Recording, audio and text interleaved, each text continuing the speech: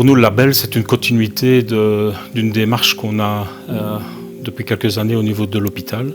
Donc c'est déjà essayer de travailler avec des circuits courts, des produits bio, d'origine bio, etc. Et le fait d'avoir souscrit au label, ça nous permettait d'aller plus loin au niveau des crèches.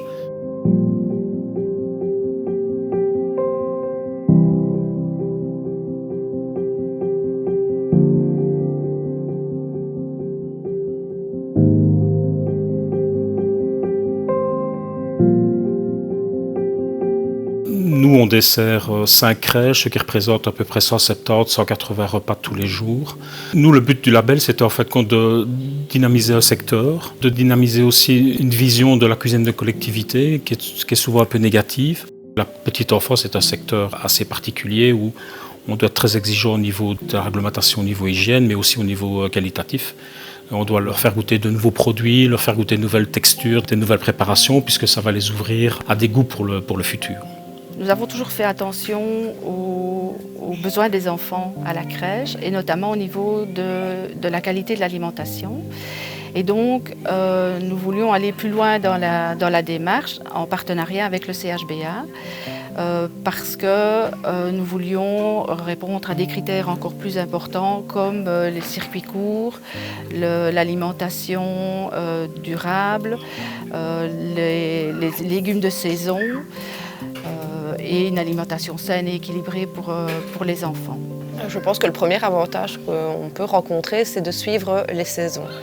Ça permet de respecter l'équilibre nutritionnel de notre corps, les besoins de notre corps.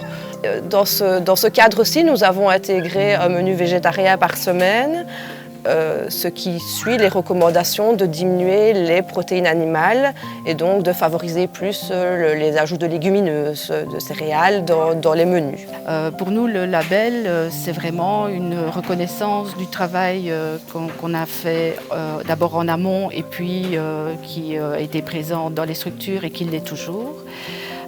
C'est aussi une valorisation pour le personnel, pour tout le travail qu'elles font avec les enfants.